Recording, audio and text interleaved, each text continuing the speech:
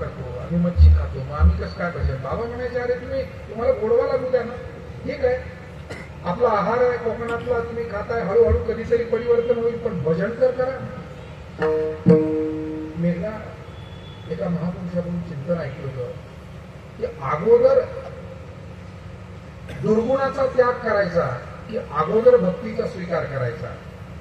मला वाटतं अगोदर भक्तीचा स्वीकार करावा लागतो, मग हळूहळू दुर्गुणाचा त्याग होईल. हाच क्रम बरोबर आहे. नाहीतर दुर्गुणाचा त्याग करा मग भक्ती करायला या असं म्हणणं म्हणजे तेवढी गोडचूक होईल. सांगू तुम्हाला, उदाहरणानं सांगतो लक्षात.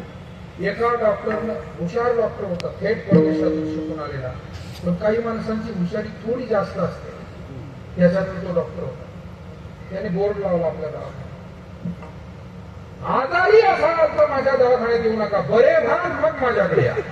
लोक म्हणाले कुठून महामूर्ख डॉक्टर आलाय हा, म्हणतो बरे व्हा मग माझ्याकडे. साहेबाब हो, सावळाराम बाबा जर असेच म्हटले असते की आधी शाकाहारी व्हा माझ्याकडे या, आधी भक्त व्हा.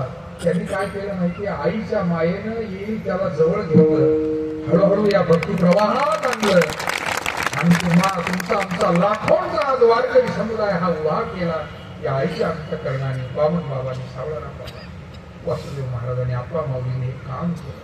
आणि आज महाराज आपण सगळी मंडळी या भागामध्ये उत्तम काम पुढे नेत आहे आणि म्हणूनच आपल्याला त्यांच्याविषयीची कृतज्ञता.